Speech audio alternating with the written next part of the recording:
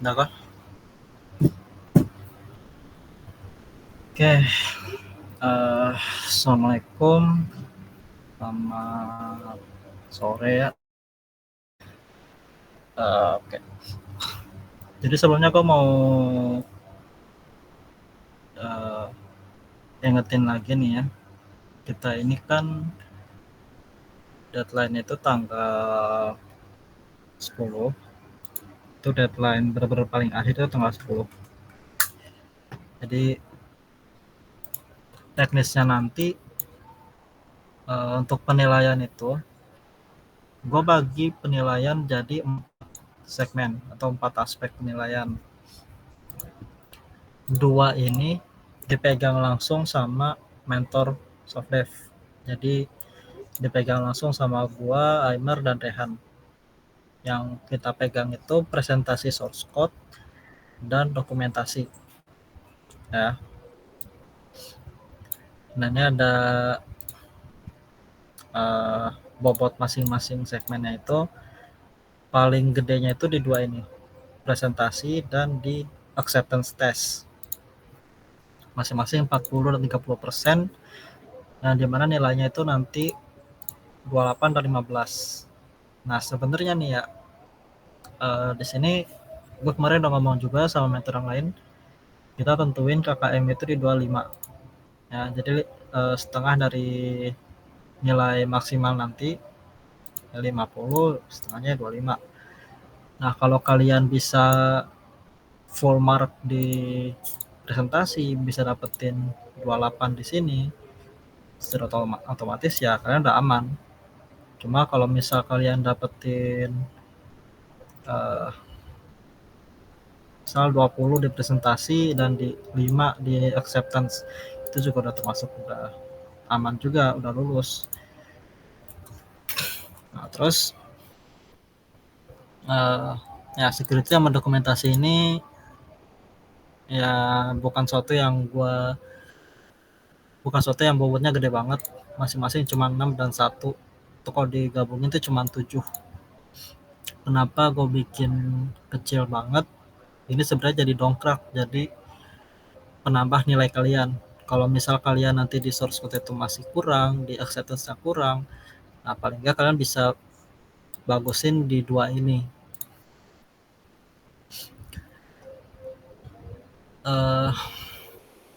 Mungkin gue ke presentasinya dulu ya.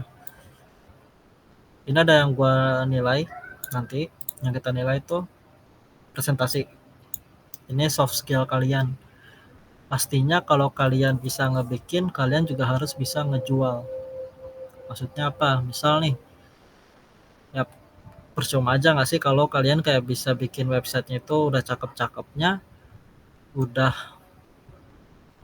sangat reliable websitenya, memenuhi seluruh kebutuhan CSC, tapi kalian nggak bisa ngejual websitenya itu, kalian nggak bisa ngeyakinin gua ataupun mentor-mentor yang lain ataupun ketua dan wakil ketua kita kalau website kalian ini website yang paling pantas dari kelima website itu buat dijadikan website resminya CSC. Nah, nanti presentasinya gimana ya, kayak kalian presentasi di kampus aja gitu, presentasi sehari-hari gitu. Ya, kelompok 2 kemarin ya kelompok 2 Noval kemarin kan gue juga udah minta tuh buat videoin kan demo aplikasi lo, ya kurang lebih kayak gitu. Jadi lo tunjukin aja dengan singkat cara kerja aplikasi lu, fitur-fitur yang udah lo buat, mungkin bisa sedikit masuk ke source code-nya juga, kayak teknologi apa yang kalian pakai, kenapa kalian pakai teknologi itu, dan ya sekiranya kalau kita milih punya kalian ini dibandingin 4 kelompok lain, apa benefitnya? Itu yang kita nilai di presentasi ini. Terus source code, ya ini mah dari source code kalian aja ya. Kita nilai nanti kerapihannya, maintainability-nya, readability-nya.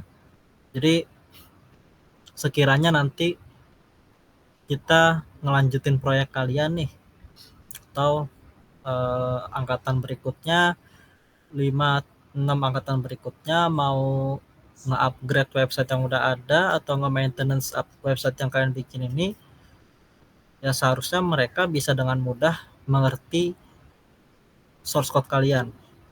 Karena ada aja orang yang bikin website mereka atau program mereka kayak variabel aja nih, variabelnya cuma dinamain kayak A1, D1, B5.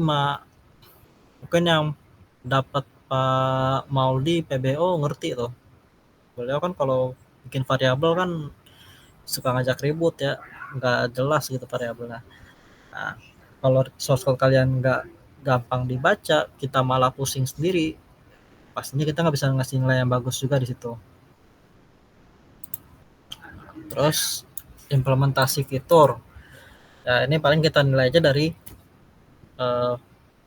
apakah page kalian lengkap, karena kan salah satu ketentuan Goat itu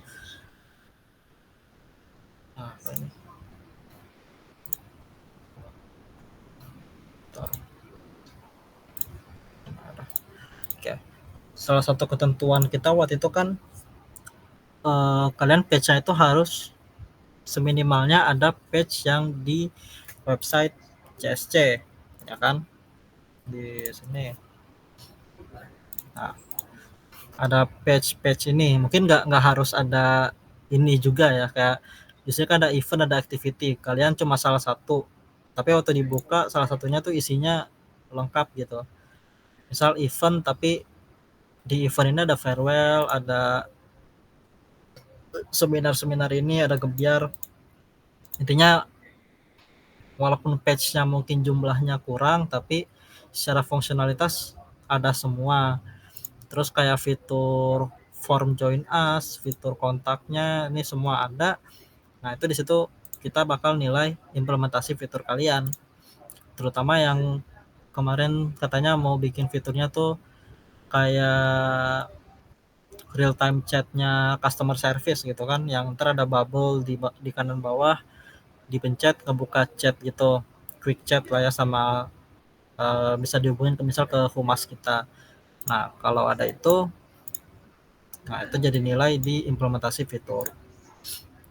Terus kreativitas dan originalitas, ya sesuai namanya ya, kalau misal kita ngelihat oh nih orang ini bikin fiturnya nih unik gitu, kelompok ini punya fitur yang unik, punya cara pandang yang unik. Misal yang lain bikin navbarnya kayak biasa kayak begini kan, ada di atas semua. Yang satu bikinnya sidebar, yang satu lagi bikinnya floating navbar gitu. Nah, itu poin ke originalitas kalian. Kalau yang kelihatan jelas banget cuma kopas dari GitHub orang atau cuma kopas dari GPT langsung, nah itu bisa jadi nilai minus di originalitas. Terus search engine dan accessibility itu nanti bakal kita nilai dari Lighthouse ya. Ini buat dua ini nih, search engine dan performance. Sebentar, aku coba buka di ini ya.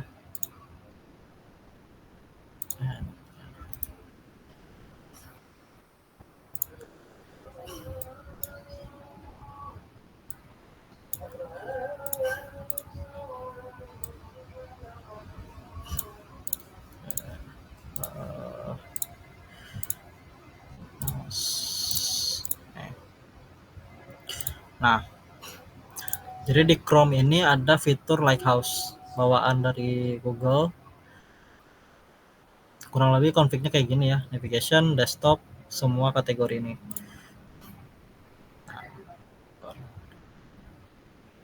Astaga.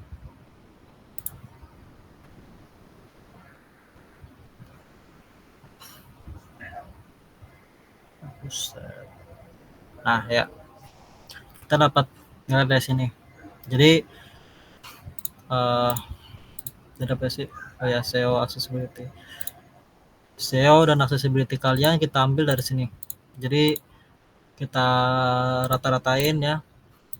kita ambil ini kan 82 nih 40 dapat rata-ratanya itu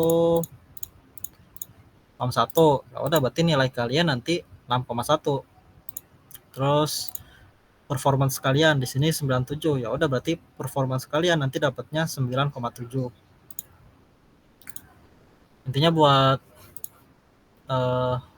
performance dan SEO ini kita ambil dari hasil testing Lighthouse kalian. Dan ya pastinya kita juga yang ngetes Lighthouse-nya ya.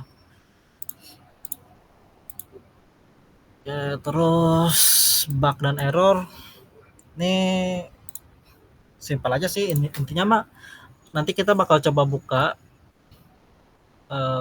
web kalian, makanya kan kalian juga harus sudah ngedeploy nih web kalian kan ya, mau deploy di Vercel mau di VPS terserah, intinya bisa kita akses langsung gitu tanpa harus nunggu kalian ngeport forward ke localhost kalian, tapi bisa kita coba langsung di production environment. Nah kalau misalnya nggak muncul bug dan error ya udah dapat nilai 10, nilai sempurna. Tapi kalau misal waktu kita ngebuka nih kayak kemarin gua ada di sini ya, nah misal ini dah nih join us nih, harusnya kan navigasinya putih tapi kalau di join us malah jadi hitam. Nah ini mungkin bisa ngilangin bug nilai bug error kalian dari yang harusnya 10 bisa jadi 9 atau jadi 8. Sama juga kayak di sini di home banyak yang hilang nih, nggak muncul kan, image-nya nggak muncul, atau nah kalau sekarang bisa, nah kan gue udah pencet tombolnya tapi gue nggak kebawa ke ke page-nya softdev nih, divisi softdev. Nah ya udah berarti dari nilai minus di bug error kalian juga. Dan karena ini sifatnya fatal, bisa aja yang nilai kalian awalnya dikurangin cuma 1 doang jadi 8 atau jadi 9, bisa drop drastis sampai 3 atau 4. Intinya semakin fatal bug dan errornya, nah makanya ya pasti semakin besar juga penaltinya. Kalau misal sefatal kalian nggak bisa nampilin suatu halaman gitu kan, atau bahkan nggak mau jalan, nah siap-siap aja nilainya bisa dapat 1. Dan nilai 1 tuh di sini adalah nilai terendah yang bisa kalian dapetin, kecuali 0, karena kalau 0 itu gua simpan nanti buat yang diskualifikasi, dan itu ada ya. Kalau kalian nggak ngumpulin GitHub-nya, source code otomatis 0, nggak presentasi otomatis 0. Dan kalau nggak presentasi nggak ada source code, kemungkinan semua ini 0 juga karena nggak ada yang bisa dinilai kan, nggak ada yang dinilai otomatis 0, rata-rata juga ntar 0. Dan ini bobot terbesar loh, kalau kalian presentasinya nilainya 0, mau kalian 3 ini dapat full mark 15, 6, 1 nggak bakal cukup, 22 tetap di bawah KKM, dan itu satu kelompok bakal gagal ya. Kalau satu kelompok gagal nih, mau sebagus apapun nilai kalian secara individu, semuanya kena. Mungkin nggak semuanya otomatis gagal, tapi pastinya semuanya bakal tetap kena.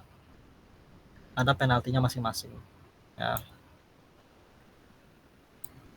Terus mungkin sekalian aja berhubung ini juga sama-sama dipegang mentor, dokumentasi. Dokumentasi ini gue nggak bakal minta yang gila-gila banget. Misal kayak Google Maps API ya. Ya, dokumentasi. Kalau ini kan dokumentasi yang emang udah ini banget ya, udah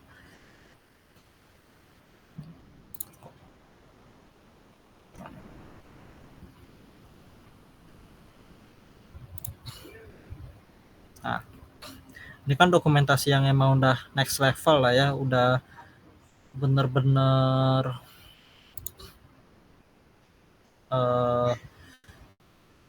kalau game kita sebutnya mungkin triple A gitu.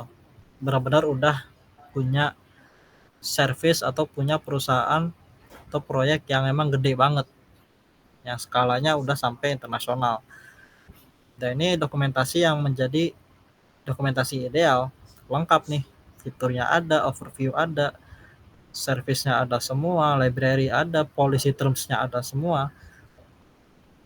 Kalau kalian bisa bikin ini ya pastinya dapat nilai sempurna, itu udah pasti. Tapi gue juga nggak berharap kalian bikin ini, karena sekali lagi ini tuh udah jauh banget dari skala kalian dan skala kita sendiri sebagai sebatas KSM. Cuman seenggaknya gue mau kalian bikin dokumentasi kayak gini ya. Ini proyek mata kuliah gue semester ini, sistem pendukung keputusan SPK, program yang gue bikin nih. Nah, di README ini isinya adalah dokumentasi buat programnya. Di sini gue ngejelasin gimana caranya metode SPK gue itu bekerja, fitur-fitur dari aplikasi gue sendiri, kayak ada multi kriteria evaluasi, ada benefit cost, ada history tracking. Nah, terus ada breakdown kodenya juga. Gue ngejelasin nih, oh kode bagian ini fungsinya buat inisialisasi, fungsi apa line ini sampai ini buat kalkulasi rata-ratanya, bagian ini buat bikin responsnya. Itu gue jelasin di code breakdown gue. Nah, terus ada ini juga nih, ini yang paling penting nih, instalasi. Gue ngejelasin, gue butuh Go 1.16, butuh Git, butuh MongoDB. Terus cara instalasinya gimana? Ngelakuin clone, install dependency, nge-build projectnya, nge-run servernya, dan ngejalanin executable file. Ya. Cara makainya gimana? Ngejalanin servernya langsung. Terus kalau misal API, pastinya API punya endpoints, punya rute yang bisa diakses. Nah, gue jelasin nih, API gue rutenya ada kalkulasi, yaitu pakai ini v1/edas. Request bodinya, karena tipenya post pasti punya request, maka harus ada ini di dalam request atau call API-nya. Harus ada alternatif, harus ada kriteria. Nah, API gue juga ngebalikin response. Fungsinya apa? Jadi yang pakai API gue nanti bisa tahu nih kalau respons yang dibalikin ini. Yang berarti waktu mereka bikin front end mereka tahu data yang muncul nanti apa, yang bisa mereka tangkap tuh apa. Terus beberapa hal yang harus mereka tahu, misal variabel gue tuh case sensitif atau tipenya harus float. Ada contohnya juga kalau pakai curl, pakai apa. Nah, ini kalian bisa bikin kayak gini tuh pastinya udah dapat nilai sempurna juga ya. Sama juga kayak tadi kalau bikin dokumentasi yang Google tuh, karena ini udah lengkap nih. Cuma seminimal-minimalnya buat ini bahkan bukan KKM dah. Kalian bisa bikin seminimalnya README ini, gue jamin paling enggak nilainya 6 atau 7. Udah lumayan bagus. Nah, minimalnya apa? Kan sebelumnya gue udah kasih tahu, kalau web ini nanti dipakai sama angkatan penerus kalian, mereka harus maintenance, maka maintainability kalian tuh harus tinggi. Harus bisa dirawat sama orang selain kalian. Nah, sekarang bayangin aja, kalau orang bikin mobil nih, ya bikin mobil atau bikin motor, misal Toyota bikin Corolla gitu kan, tapi mereka nggak nge-publikasiin manual buat ngerawat Corolla itu, buat ganti olinya, buat betulin mesinnya, gimana kalau elektroniknya ada yang rusak, buat ganti rodanya. Nah, kalau misalnya nggak ada manualnya itu, gimana caranya bengkel-bengkel di seluruh dunia bisa nge-service mobilnya, ya kan? Nah, itu juga fungsi dokumentasi kalian di sini.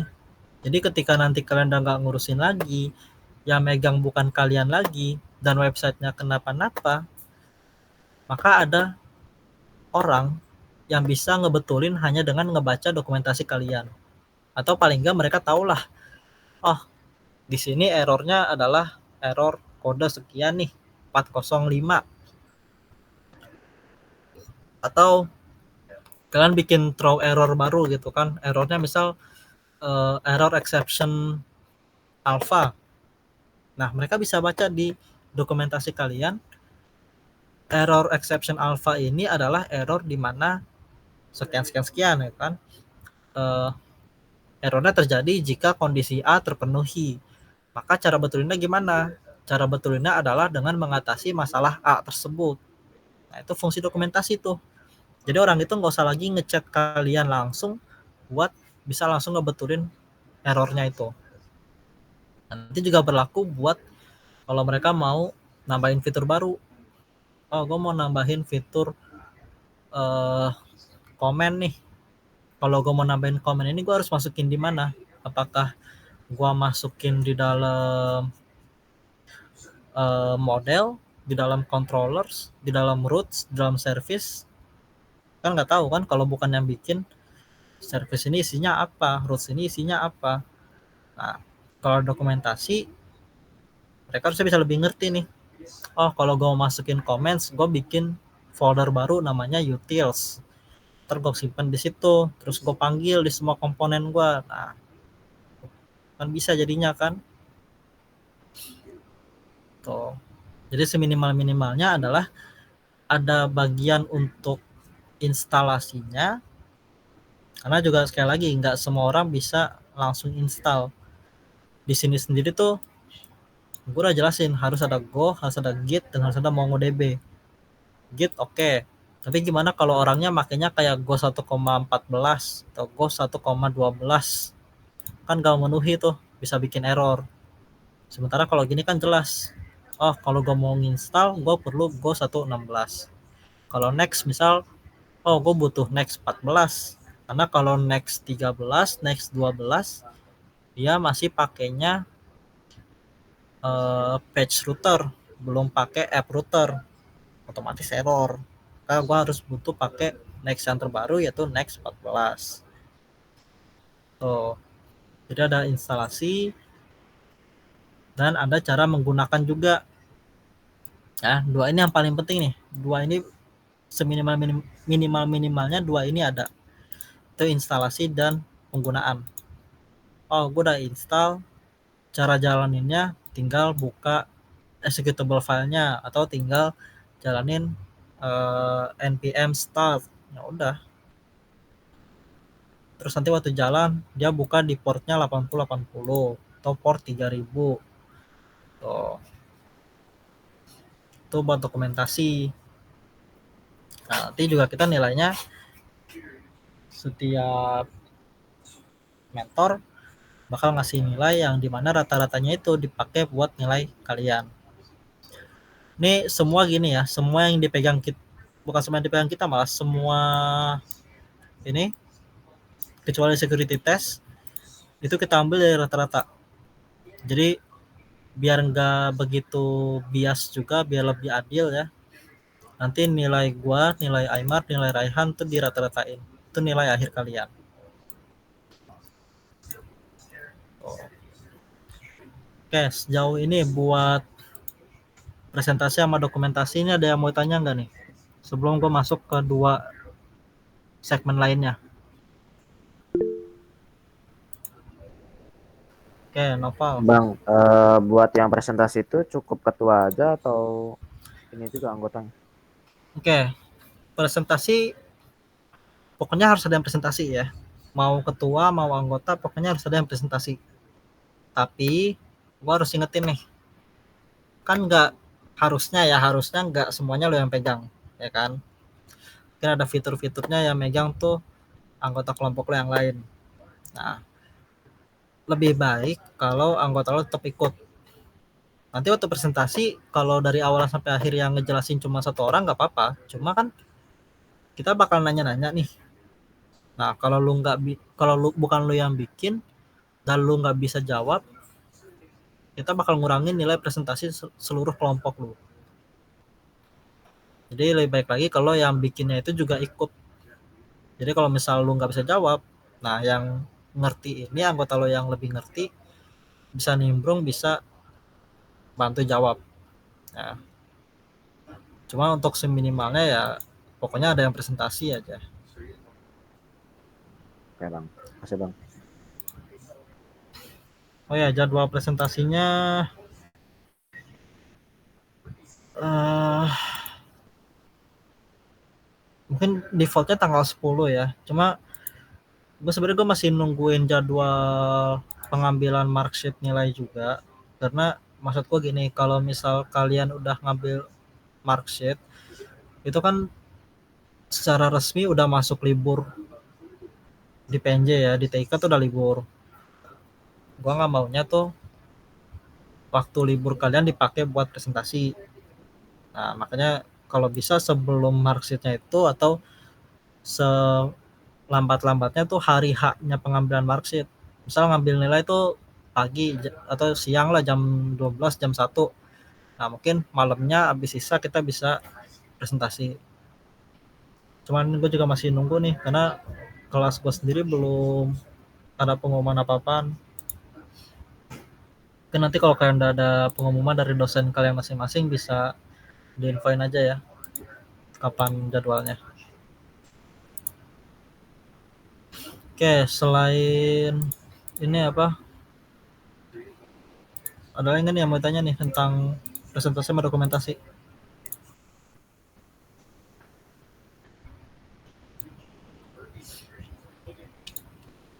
Oke, nggak ada ya. Oh, ada kah? Ya, kenapa? Yang source code itu gimana, Dil? Soalnya gue tadi belum masuk yang source code. Oke, gue jelasin lagi ya singkatnya aja ya. Presentasi tadi kan presentasi ya jelas lah ya, presentasi lah. Source code ini nilai dari source code kalian. Jadi kerapihan source code-nya dan readability-nya. Seberapa misal anggap aja gue orang yang nggak, ya emang gue nggak megang proyek kalian ya, gue nggak ikutan nge-develop. Nah nanti waktu gue ngebuka proyek kalian, source code kalian, seberapa gampang bagi gue buat ngerti bagian-bagian kode kalian. Misal di sini kan jelas nih, service itu isinya service-service yang ada di API gue kan, misal EDAS-nya. Nah di sini gue ada service story, ada calculate EDAS-nya, gue ngerti nih, jelas nih calculate ini buat ngitung EDAS-nya, ada tahap-tahapannya, di gua notin juga. Misal di sini buat ngitung rata-rata, di sini buat ngitung positif negatif distance. Nah, dengan hanya baca gini, gue bisa ngerti secara general kode kalian tuh ngapain. Itu yang gue maksud dengan dengan source code. Ya, jadi seberapa rapih kodenya, seberapa bisa gue ngerti kodenya. Oke, makasih, Dil. Oke, ada lagi?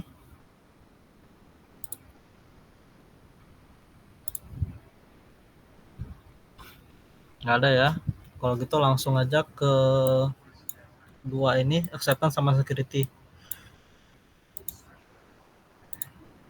Oke, jadi mungkin security dulu yang lebih dikit juga. Security ini nanti dilakuin sama mentor cyber. Jadi gue udah minta tolong ke mentor cyber sama ke Tama juga buat iseng-iseng pentest web kalian. Ini bobotnya nggak terlalu gede, jadi nggak usah terlalu bukan nggak dipikirin juga ya, cuman nggak usah terlalu fokus ke sini lah. Ini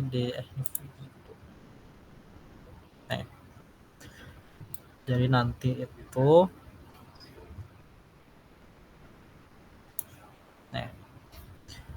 kurang lebih ini Yang pertama vulnerability. Seberapa gampang buat ngehack web kalian. Misal gimana? Misal kalian punya form nih. Formnya disanitasi nggak? Gampang nggak buat di SQL inject gitu kan? Buat kalau misal gua masukin script JavaScript nih ke form kalian, segimana? Apakah di save ke database atau bahkan sampai dijalanin? Misal gue ngejalanin script yang dimana bakal ngapus database kalian, gue masukin ke form, beneran jalan dan database kalian kehapus. Wah, siap-siap aja itu dapat nilai yang jelek banget ya. Jadi vulnerability ini seberapa gampang atau seberapa lemah web kalian, keamanan web kalian. Terus best practice. Ya, ini mah habit ya. Misalnya apa? Uh,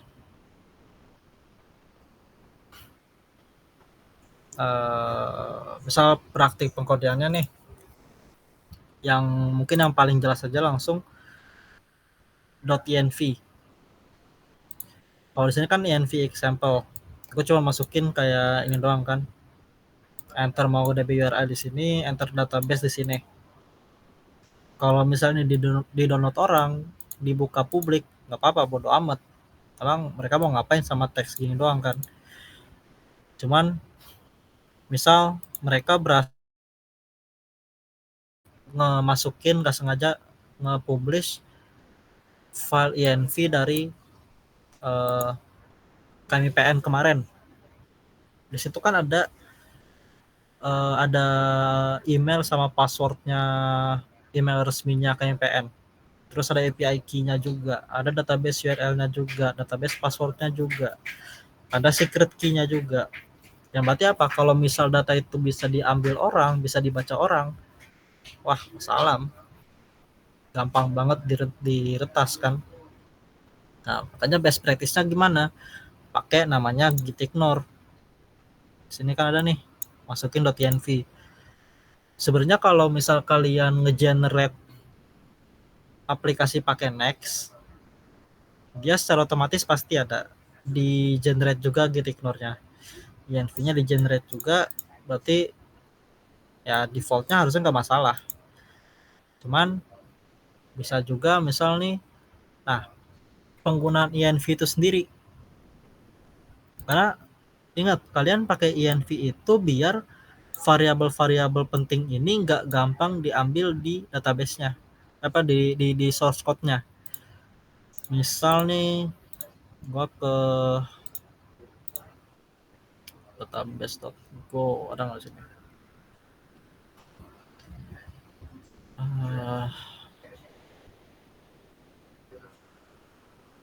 Ya ini dia. Misal di sini di line ini ya, klien ini kan gue pakai fungsinya new client dari Mongo, paket Mongo, di mana gue kasih URI buat database MongoDB gue. Di sini kan dia ini ya, kalau misal lu lihat di mana kalian tuh,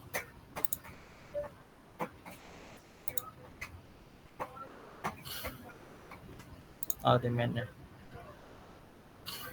Nah, di sini kan gue pakai env nih, get env kan, dapetin URI-nya sama name-nya buat dikonekin Mongo URI. Sebenarnya bisa aja gue langsung masukin URI gue di dalam source code ini, atau dalam kata lain gue hardcode. Jadi Mongo URI-nya ini langsung URL buat ke database gue. Nah, tapi secara best practice pastinya itu jelek banget. Karena siapapun yang bisa dapat akses ke database, ke source code gue ini, bisa dengan gampang ngelihat URI gue. Sama kayak tadi, kalau misal gue env-nya nggak gue masukin gitignore, terus gue publish ke GitHub, ke repository publik, sama aja bohong. URL gue bisa diakses siapapun, dan siapapun itu bisa ngakses database gue. Itu pastinya bukan praktek yang aman, dan itu sama juga bakal ngasih nilai yang jelek di sini, di best practice ini. Yang terakhir data protection. Ini paling simpelnya ini sih ya. Password. Kalian nyimpen password itu gimana? Ya, nyimpen password di database kalian. Apakah kalian langsung nyimpen begitu aja?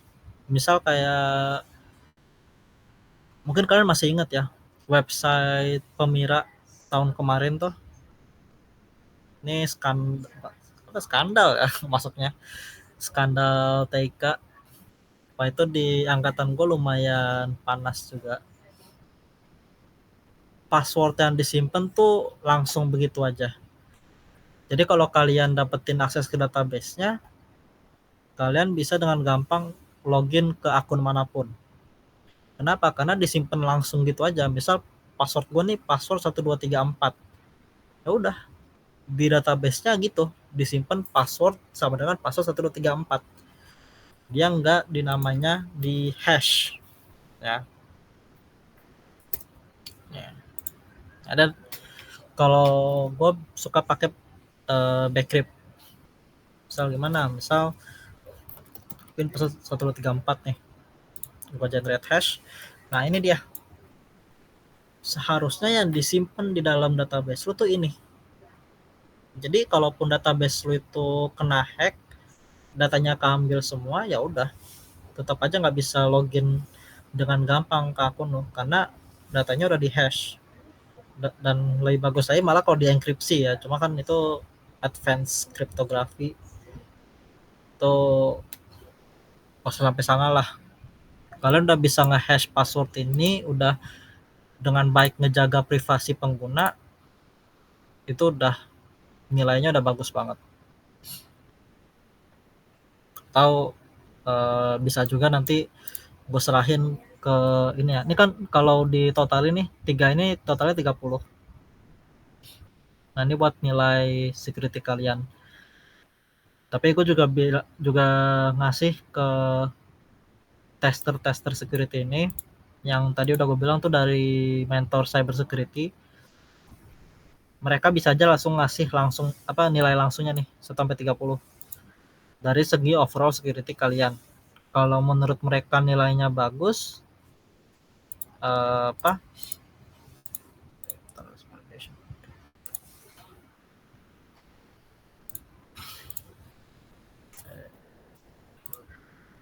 Oke.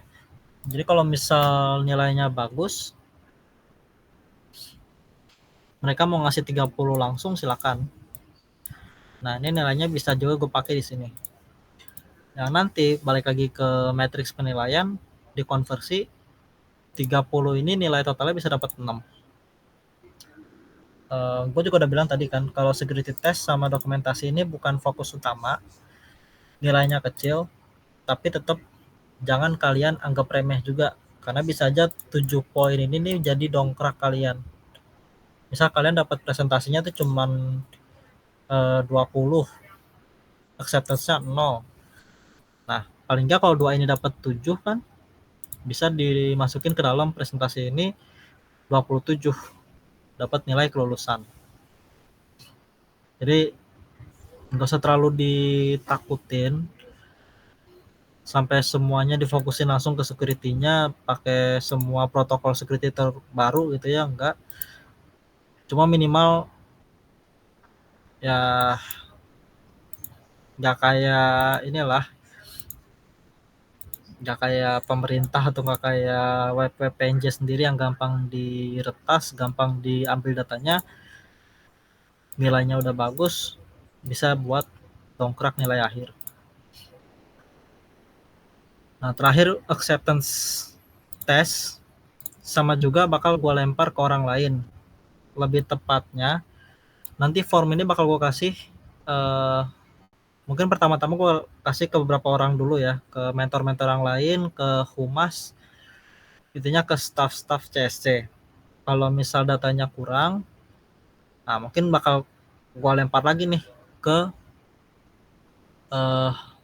teman-teman kalian di divisi lain. Jadi sesama member, tapi misal member dari cyber security atau member dari explore.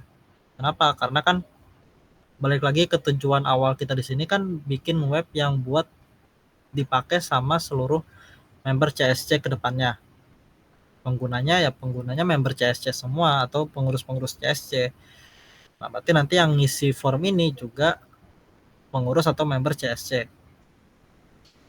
Kurang lebih nih yang gue nilai dari web kalian, responsiveness ya minimal inilah ya, kalian ketika buka di HP tuh nggak ini loh, webnya tuh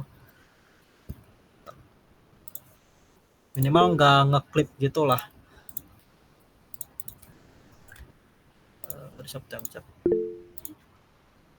Ya kenapa? Responsiveness itu kalau yang mobile berapa ya? Jadi misalkan kita kan dari desktop nih, pindah ke mobile itu berapa pixel? Di bawah berapa pixel? Gue tadi nanya ke teman-teman gue juga, dia pada nggak tahu.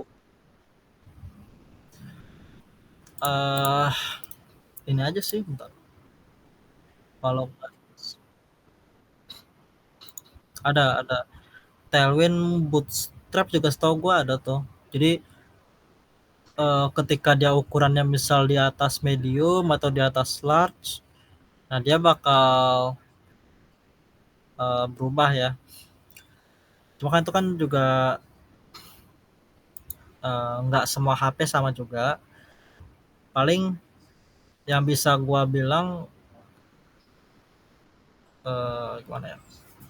Karena nanti yang megang ini kan bukan gua ya nilai. Gua usahain gua mentor-mentor soft dev nih nggak ikutan nilai, biar kita nggak bias lah. Yang nilai benar-benar calon pengguna. Dan pastinya tiap orang punya HP beda-beda. Ada yang mungkin yang HP-nya Oppo kayak gua, HP gua nih lumayan apa ya, panjang rasionya tuh. Jadi ketika dibandingin HP lain, ukuran layarnya ya panjang ke atas, nggak lebih kecil daripada HP lain tapi panjang gitu kan. Terus ada juga yang HP-nya kayak HP-HP Fold nih. Di sini kan ada apa Galaxy Z Fold 5. Nah, oh ini tampilan ininya ya, bukan tampilan yang dibuka ya. Oh ini dia. Nah, eh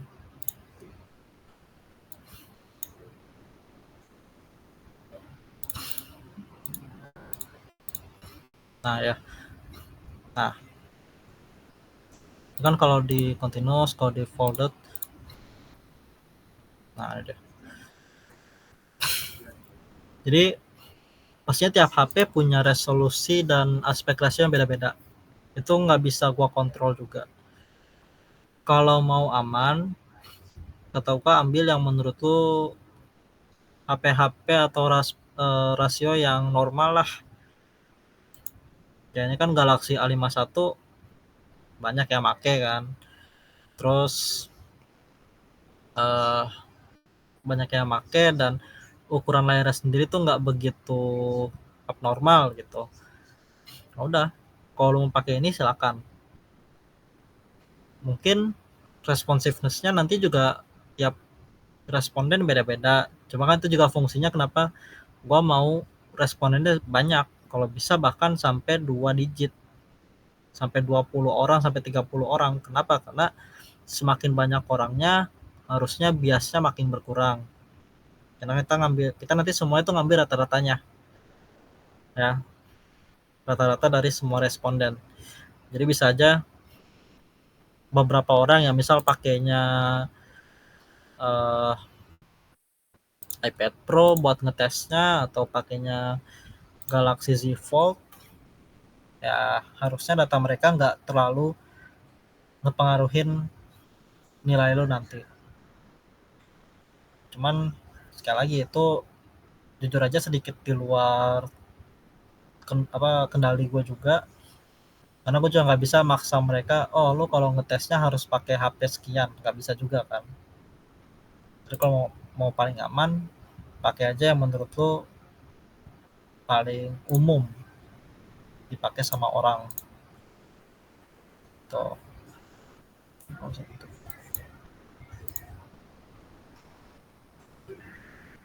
Nah, terus buat standarnya sendiri gimana? Kalau standar orang kan beda-beda ya. Mungkin ada yang menurut mereka responsiveness-nya itu bagus kalau benar-benar punya tampilan yang dibikin khusus buat mobile. Pastinya kalau bisa kayak gitu ya nilainya mah udah lumayan apa ya, udah aman lah, udah secara rata-ratanya bakal tinggi pasti kalau responsifnya emang udah se level itu. Cuman kalau gua sendiri, bagi gua responsif yang bagus tuh kebaca aja udah. Pokoknya walaupun pakai HP tapi semua fiturnya itu masih ada, semua eh, informasinya itu masih kebaca, itu udah cukup. Dan nanti juga gue bakal ngetes lagi. Gue kan punya akses juga nanti kan ke semua punya kalian. Ya, gue juga bakal coba bantu nilai responsifnya. Apakah sebenarnya itu responsifnya benar-benar jelek kah? Atau masih bisa diterima kah? Mungkin aja nanti di akhir bisa aja sedikit gue mainin. Kalau misal hasil formnya 1 atau 2, tapi waktu gue cobain, oh ternyata di HP gue masih normal-normal aja kok, masih usable. Ya gue bakal dongkrak. Paling enggak sampai KKM, sampai 5 ke atas, mungkin 6. Jadi nggak usah terlalu apa ya, nggak usah terlalu takut gitu, terlalu oh website gua harus responsifnya 100% gitu, enggak ya. Nah ini contoh nih yang responsifnya pasti bakal jelek banget ya, bakal gua jatohin nilainya malah kalau kalian kayak gini. Nah ketika dia normal, normal-normal aja, tapi waktu dirubah ke tampilan HP lah tabelnya sampai ngeklip keluar gini. Harusnya kan kalau kita ngomongin tampilan mobile ya, scrollnya cuma ke bawah, tapi kok bisa di scroll ke samping. Nah ini juga jadi indikator nih, kalau kalian di tampilan mobile website kalian masih bisa di scroll ke samping, saran gua mending langsung dicekin, di troubleshoot lagi kenapa kayak gitu. Karena kalau sampai bisa scroll ke samping gini, itu tandanya ada UI yang nggak sesuai sama constraint ukuran layarnya. Ini kan tabelnya ini sampai jauh banget ke samping nih. Ya, tuh. Oke. Di responsiveness.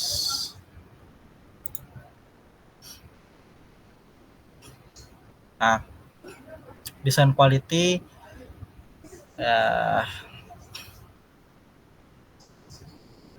ini bakal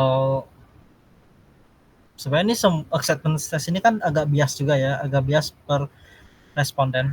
Mas balik lagi ke standar atau taste-nya atau apa ya? Standar atau seleranya masing-masing responden. Mungkin ada yang sukanya minimalis, ada yang sukanya kayak pejabat-pejabat gitu kan, sukanya isinya teks semua gitu.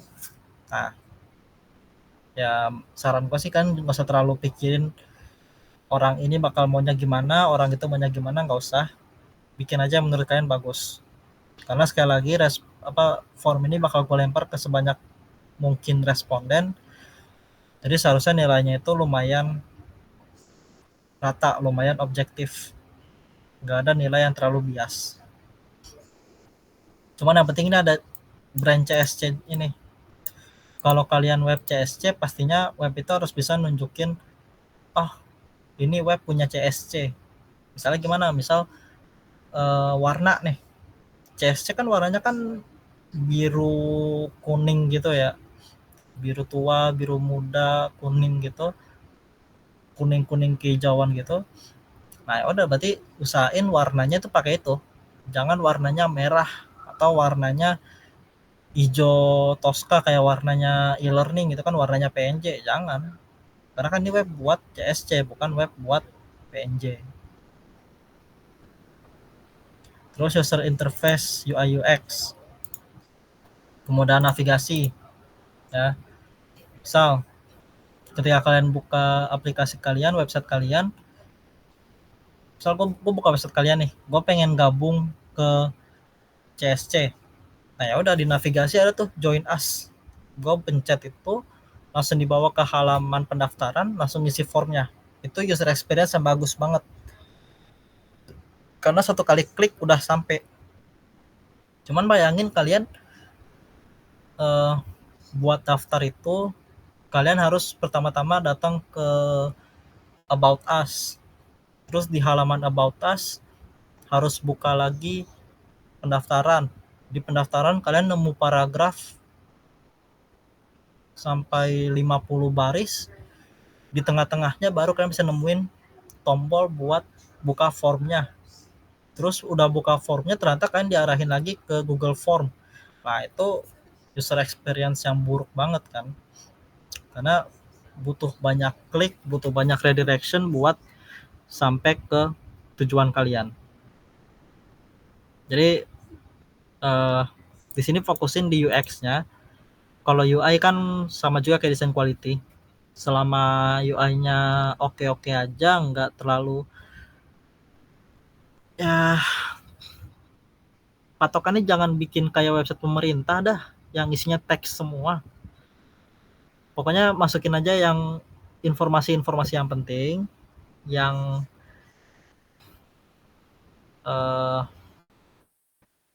nggak bikin orang bosen sama website kalian. Ya udah, selesai. User experience-nya seberapa gampang orang itu pakai fitur-fitur kalian, ngakses bagian-bagian dari website kalian. Terus loading time, ini juga seberapa cepat muat halamannya. Misal ya kalau kalian perlu 5 menit cuman buat buka satu halaman doang kan, siapa yang mau nungguin selama itu ya. Sama juga kayak asetnya, kalian butuh 5 menit buat nampilin gambarnya, wah bahaya itu. Apalagi kalau gambarnya gambar yang penting banget, misal gambar dokumentasi acara atau gambar pengumuman. Kalau gambarnya nggak muncul, apa yang mau dilihat kan. Jadi coba pakai kayak lazy loading atau masukin di lokal. Nah itu buat optimalisasi aset sama halaman kalian. Terus terakhir nih overall satisfaction-nya. Jadi seberapa puas pengguna itu sama website kalian. Ya ini sesuai namanya lah ya. Setelah pakai website kalian ini, seberapa puas nih si responden ini ke website kalian. Apakah menurut mereka udah cukup bagus atau mungkin ada berapa yang kurang mereka suka. Nah itu penilaian mereka.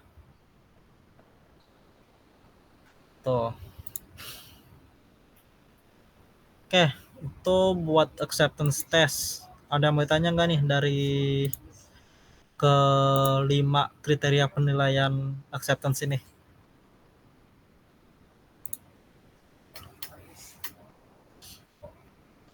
Kalau nggak ada, gue langsung masuk ke bagian terakhir biar bisa ditutup juga. Ya, keburu kesorean juga nih.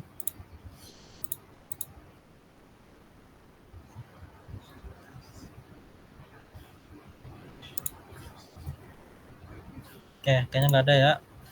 Langsung aja. Ini yang terakhir, penilaian individu. Gue sebelumnya udah bilang penilaian final proyek ini kan kelompok. Ini penilaian yang lumayan penting, bahkan penting banget ya buat kelulusan kalian dan buat pemilihan best member. Tapi untuk pemilihan best membernya sendiri, ya namanya best member kan anggota terbaik, bukan kelompok terbaik kan. Berarti kelompok kalian, misal kelompok sekian, kelompok terbaik nih, isinya ada 6 orang. Nah, 6 orang ini siapa yang terbaik? Ya, dari kelompok itu best member, dan itu akan diambil dari sini. Idealnya sih gue pengen ngambil dari commit GitHub ya, cuman gue lihat juga commit GitHub kalian tuh banyak yang bukan banyak ya, malah sedikit yang kontribusi. Kayak kelompok 4, kelompok 3 tuh cuma 3 akun GitHub doang yang gue lihat tuh di kontribusinya tuh. Gue nggak tahu 3-nya lagi kemana, 3 atau 2-nya lagi kemana. Apakah mereka bantu-bantu di desain, apakah mereka bantu-bantu di testing, gue nggak tahu. Yang tahu baik lagi ke anggotanya masing-masing. Makanya gue bikin juga form ini. Form ini nanti semuanya isi, kalian semua isi, tiap anggota, nama, isi nama kalian sendiri, kelompok berapa, peran atau kontribusi kalian dalam kelompok itu. Misal, Dito dari kelompok 4 ya, kontribusinya apa? Ngebuat landing page. Ya udah, tulis. Misal apa di sini preview kali. Ya. Oke. Nah, ini harus isi lagi. Misal kontribusinya membuat landing page, terus membuat fitur autentikasi, membuat about us. Ya udah, isi itu semuanya di situ di peran kontribusi ini. Bobot pengerjaan. Ya ini perkiraan aja ya. Misal lo ngerjain 70% dari landing page-nya, ya udah tulis 70% fitur landing page, 30% fitur about us, dan seterusnya. Nih gue harapin kejujuran dari masing-masing juga nih. Nah ini bagian buat kalian sendiri, kalian isi buat diri kalian sendiri. Section 2 ini untuk kelompok kalian ya. Ini nanti gue bikin sampai banyak sectionnya, jadi masing-masing section buat masing-masing kelompok. Ini section 2 ini buat kelompok 1, section 3 buat kelompok 2, dan seterusnya. Isinya sama semua, nama anggotanya. Jadi anggota kelompok 1 kalian namanya siapa. Misal Dito kelompok 4, siapa kelompok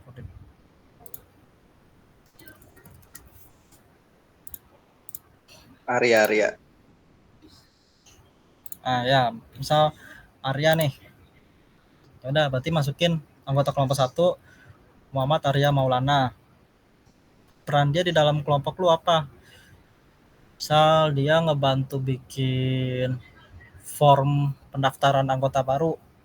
Nah, ya udah, masukin tuh di situ ya. Tugasnya bikin apa? Terus keaktifan.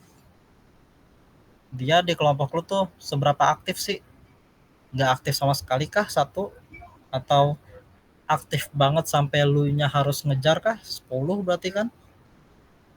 Seberapa aktif? Itu gue kasih buat kalian sesama anggota buat saling nilai. Kerjasama. Dia diajakin ngerjain fitur ABC, mau nggak? Terus waktu ngerjain, ya pokoknya kerjasama dia di kelompok lu tuh gimana? Apakah dia dengan baik ngelakuin tugas-tugasnya, ataukah dia nggak mau dikasih tahu? Nah, itu nilai di sini. Komunikasi. Misal lu chat dia nih, dia balas nggak? Atau dia ngeghosting lu sampai 3 bulan? Nah, kalau misal dia lu chat nggak balas-balas, dia nggak pernah nongol, nggak pernah ngomong apa-apa di grup kalian masing-masing, ya udah, kasih aja nilai yang jelek. Tapi kalian misal nanya sesuatu ke dia nih, nanya sesuatu di grup, dia langsung respon, langsung muncul, kasih aja nilai bagus. Terus yang terakhir, komitmen dia di kelompok lu gimana? Apakah dia males-malesan? Misal dia dikasih ngerjain fitur A ya, atau fitur misalnya bagian ini bikin fitur CMS-nya ya, content management system. Dia komit nggak ngerjainnya? Misalnya kayak ada tuh ngerjainnya tuh malas-malesan nggak, ngaret nggak, atau dia ngerjainnya bener-bener komit banget, ngerjain dengan baik, sampai saking niatnya dia bikinin unit testnya kan mungkin. Nah, itu nilai di komitmen dia.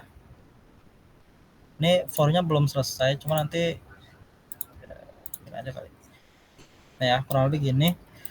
Jadi gue bikin nanti sampai kelompok, sampai anggota kelompok kalian. Jadi diisi aja yang anggotanya kalian ya.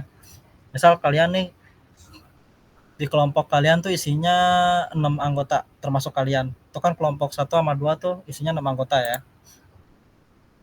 Kelompok 1 2 isinya 6, 3 4 5 isinya 5 orang. Nah, nanti kalian di sini kalau misal kelompok anggota kalian 6 termasuk kalian sendiri, kalian cukup isi anggota kelompok 1 sampai 5. Nggak usah isi diri kalian sendiri tuh nggak usah. Karena kalian sendiri isinya di atas sini. Di bagian nama sama di peran kontribusi kalian. Anggota ini buat teman-teman kalian aja. Kalau misal kalian kelompoknya 6, berarti anggota kelompok 5 tuh nggak usah diisi. Kalau misal kalian satu kelompok isinya 5 orang, berarti isi kalau kalian satu kelompok isinya 5 orang, berarti tinggal isi sampai anggota kelompok 4. Ya kan? Karena 5 orang kurangin kalian sisa 4. Kalau misal kalian 6, isi semuanya. Nanti buat section yang terakhir tuh gua bikin optional, nggak required. Ya. Cuma sisanya isi semua. Oke.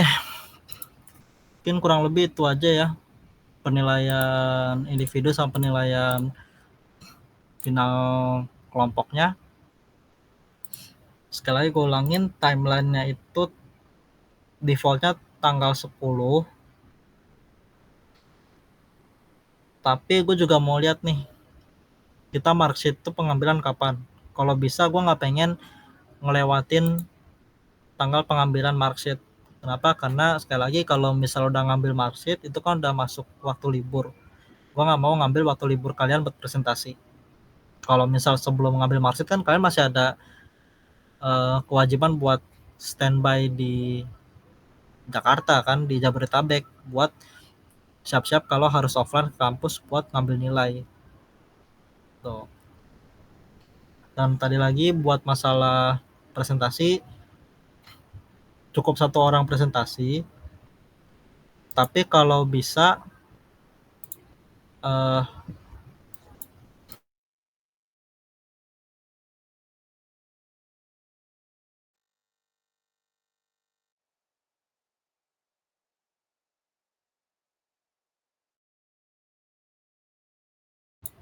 sorry tadi meet gue malah DC lagi, edge gue malah nge-crash.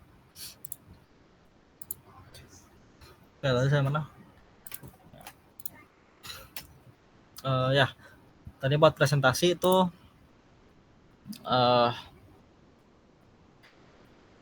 presentasinya cukup 1 orang, tapi kalau bisa semakin banyak anggota kalian semakin baik yang gabung di meet-nya. Karena antisipasi kalau misal kalian yang presentasi nggak bisa jawab pertanyaan kita, teman kalian yang mungkin ngebikin fiturnya bisa nimbrung, bisa bantu jawab. Karena ingat aja, ini nih penilaian kelompok, berarti kerja sama kalian dalam kelompok juga akan kita jadiin konsiderasi. Oh, sama ini, gue kan udah bilang ya, kita bakal ngambil nilai dari final project ini buat nanti pemilihan best member best member best member CSC soft dev, sama buat nanti Gebyar Ormawa. Seharusnya sih kalau kalian menang di 2 ini, presentasi sama acceptance, seburuk-buruknya kalian di security sama dokumentasi, ya tetap aja kalian bakal unggul ya. Cuman antisipasi buat karena mungkin gak terduga, gue mau klarifikasi kalau pemilihan gebyar itu nanti akan gue ambil dari presentasi dan dari acceptance. Karena kan waktu gebyar kan kita mau nunjukin webnya tuh buat ke calon anggota ya, ke adik kelas, ke maba. Pastinya acceptance-nya harus bagus. Kalau misal webnya sendiri aja secara, ya misal dia secara ininya bagus, secara fiturnya lengkap, tapi di segi usernya tuh nggak suka makainya gitu. Nah, berarti kan kita juga nggak bisa make buat website resmi kan. Nah, jadi kita ambil juga dari sini, dari acceptance ini juga. Kalau acceptable, kalau usernya suka, usernya terima webnya, ya udah bakal kita pakai buat gebyar. Nah, ini juga info buat ini ya, buat itu. Kemarin kan Ajuri udah bukan Ajuri sih, gue udah ngebagiin tuh yang WhatsApp grup yang gebyar Ormawa 2024. Mungkin nanti di kasih tahu juga ke teman-teman anggota kalian atau ke kalian sendiri mungkin mau ikutan. Itu grupnya silahkan gabung aja buat ikut kontribusi di persiapan gebyar nanti. Dan mungkin nanti waktu gebyar itu bisa ikutan datang ke boothnya ya, jagain boothnya juga. Setahu gue juga sih nggak ada batasan maksimal berapa orang.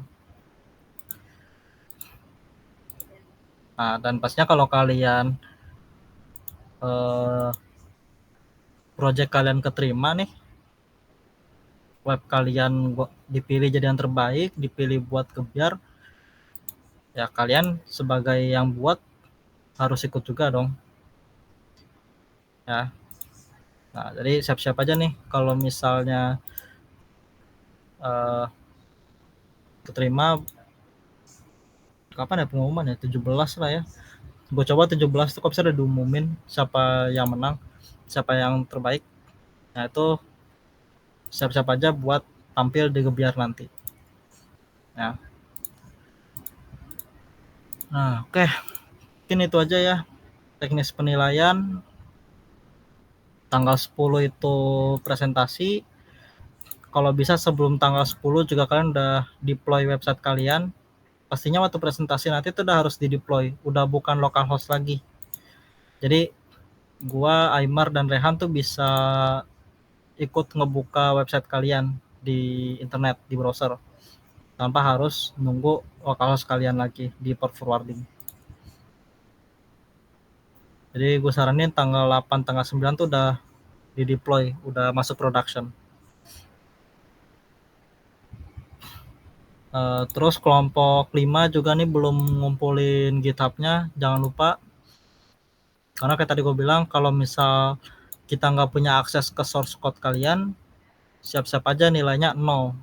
Benar-benar nilai bahkan di bawah minimal, karena sebenarnya minimalnya itu 1 gitu. Jadi jangan sampai nggak presentasi, jangan sampai nggak ngumpulin source code. Karena itu kalau kalian nggak lulus, satu kelompok akan gue jamin nggak lulus ya. Oke, ada yang mau tanya nggak nih? Mungkin dari penilaian individu atau penilaian kelompoknya? Sebelum gue tutup sampai sini aja.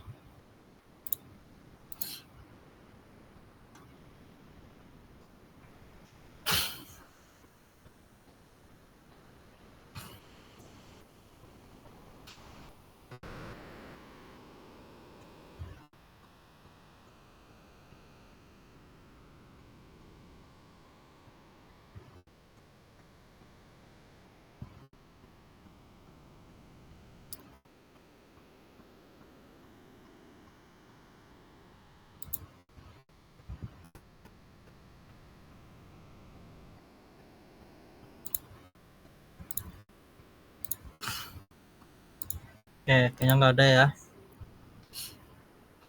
Ini semua kelompok udah ada kan? Oke, nanti Ini si Rehan udah ngerekam juga. Ini bakal di-share juga nanti di grup ya. Cuman gua mohon kalian sebagai ketua atau sebagai perwakilan kelompok masing-masing infoin, jangan sampai ada anggota kalian yang nggak tahu nih, yang masih nggak ngikutin informasinya. Ya, karena ini fatal juga. Dan maaf aja mungkin selama ini kita di mentor-mentor juga nggak bisa ngajar dengan benar ya, karena banyak kendala juga kan. Nah itu kesalahan kita juga, tapi jangan dipikir dari keringanan kita masalah absen, masalah itu bukan berarti itu otomatis kalian bakal lulus. Tolong diingat, kita juga nggak bakal segan-segan buat nahan kelulusan kalian.